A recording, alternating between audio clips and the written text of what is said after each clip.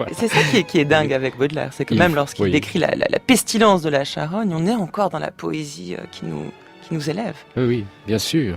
Avec cette terrible morale à tirer de ce poème, et c'est une fable ce poème. Alors où est-on ? Dites-nous, dans le recueil Les Fleurs du Mal, où est-on avec ce texte ? On est au poème numéro 29, et qui apparaît dès la première édition des Fleurs du Mal, en 1857, et ce poème a fait, si j'ose dire, mes parents phrases, un tabac, pour utiliser une métaphore qui pourtant, a une odeur aussi. Pourtant, on trouve beaucoup de textes de critiques qui s'insurgent. C'est ça, donc il a fait un tabac dans ce sens-là. On dirait un buzz aujourd'hui. Voilà, c'est ça. Il a fait parler de lui. Et on peut peut-être en dire un mot, parce que ça a beaucoup compté dans la réputation de Baudelaire. Une charogne, parfois de manière explicite, on l'a attaqué sur le sujet, parfois implicite en disant, à partir d'une lecture d'une charogne, c'est décidément un recueil dégoûtant qu'il ne faut pas lire. Dès les premiers critiques qui l'ont attaqué et ont contribué à obtenir un procès, quand même, après lequel, à l'issue duquel il a été condamné, ont accroché à ce sujet très fortement. Donc je vous lis par exemple un petit article du Figaro, le 30 avril 1857. Le Figaro était un petit journal à l'époque, un petit journal amusant, je veux dire, qui ne ressemble pas au journal actuel, bien sûr. Le journaliste fait semblant de dire qu'il n'a rien compris au poème qui s'appelle « Le Flacon », puis il cite un vers de ce poème, « Le Flacon », je serai ton cercueil aimable, pestilence, et il ajoute poire, point d'exclamation, ce qui je crois est une interjection désignant le dégoût à partir d'une odeur, cela sent mauvais.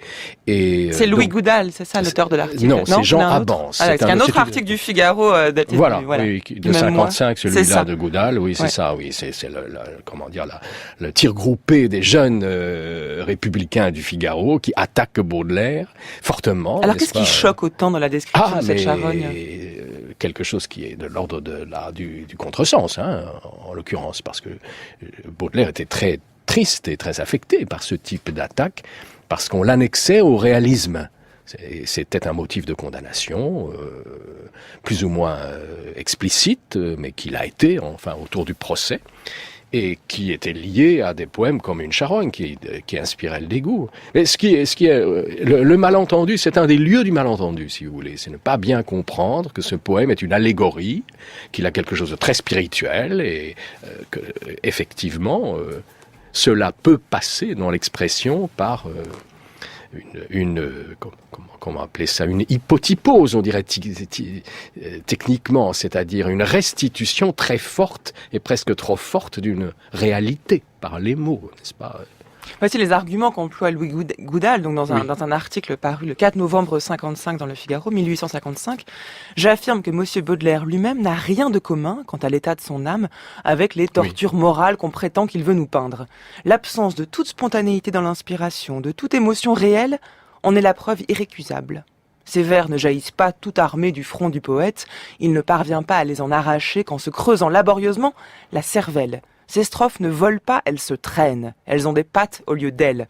Allons, monsieur Baudelaire, pas de respect humain, redevenez tout à fait vous-même. Vous avez déposé l'auréole de grand poète, quittez le masque du vieil homme. Que diable, vous n'avez pas tant que ça de serpents, de vautours et de panthères au fond de l'âme.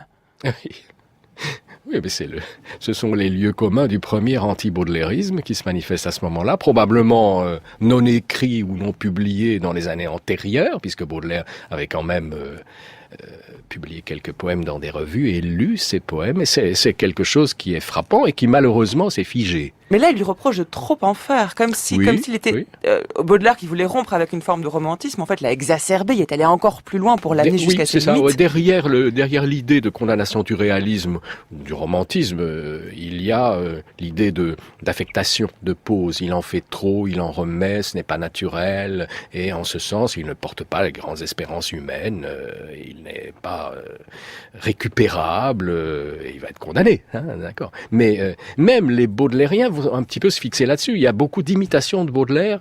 Je voulais vous lire 3 vers à ce sujet qui sont amusants. Le pastiche baudelairien s'est fixé sur une charogne, en développement, pas finalement le thème de l'odorat. Je vous lis par exemple un pastiche de Paul Alexis. Paul Alexis, c'est le disciple de Zola, qui était aixois. comme Zola, et qui faisait ses débuts en poésie, et il avait publié un faux Baudelaire dans une revue qui s'appelait À l'amphithéâtre, et qui est l'histoire de quelqu'un qui découvre un cadavre d'amphithéâtre, c'est-à-dire qu'on va disséquer, et voici le premier quatrain: sur la pierre froide, elle était toute nue, ses grands yeux jaunis sont restés ouverts, sa chair est livide avec des tons verts, car le corps est vieux et la morte pue, bouchez-vous le nez.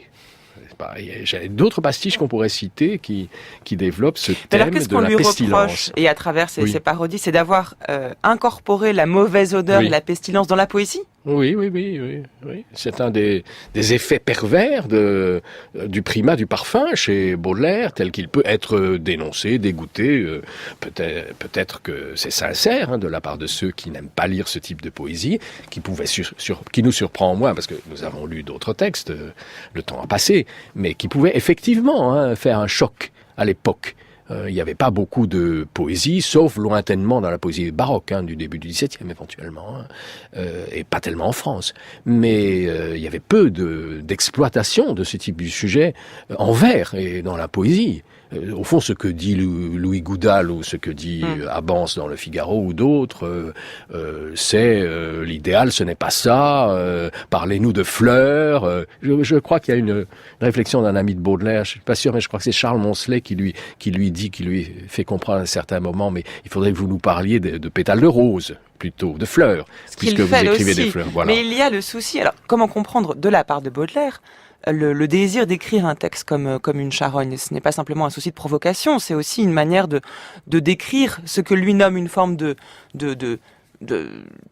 vecteur d'ennui, ce qui fait partie du réel aussi, et ce qui n'a pas été pensé ou décrit par la poésie ou par la littérature, et donc essayer d'élargir le prisme même de sa composition. Oui, mais il faut comprendre que ce poème est un poème didactique qui veut dire quelque chose de très simple, à une femme qu'il courtise, avec qui il se promène dans la nature, à qui il montre une charogne qui en est dégoûtée, qui manque de s'évanouir, dit-il dans le poème, et il faut lui dire, et dire au genre humain, et dire à tous les lecteurs, aux hypocrites lecteurs, voilà ce que vous allez devenir. C'est une terrible morale, et parlez avec la vermine qui va vous ronger, etc. Et en poète, je pense qu'il donne une envergure qui va jusqu'au trop réel à cette idée qu'il veut développer, qui reste une allégorie. Mais c'est un peu, en fait, c'est la rose de Ronsard. Oui. Mignonne, allons voir si la rose, qui ce matin avait déclose sa robe de pourpre au soleil, la jeune fille va voir cette rose et va voir qu'elle se fane. C'est une manière pour le poète de montrer à la jeune femme. Vous observiez vous-même qu'elle va vieillir. La Baudelaire le fait de manière plus radicale. Ronsard reste plus aimable pour dire ça. Voilà, il continue de parler de pétales de rose, lui. Le projet est le même, mais Baudelaire montre la mort. Voilà, et Ronsard ou d'autres poètes montrent la mort allusivement, comme si elle restait abstraite, alors que Baudelaire, par l'idée de décomposition du corps, de putréfaction, veut lui donner une terrible réalité et faire penser à cette réalité. Cette pestilence, on la retrouve dans un autre poème, Le Flacon. Il est de fort parfum pour qui toute matière est poreuse. On dirait qu'il pénètre le verre.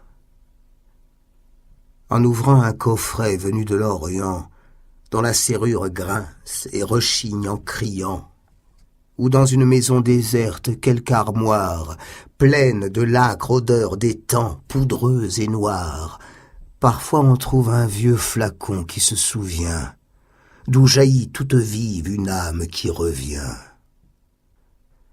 1000 pensées dormaient, chrysalides funèbres, frémissant doucement dans les lourdes ténèbres qui dégagent leur aile et prennent leur essor, teintés d'azur, glacés de rose, lamés d'or.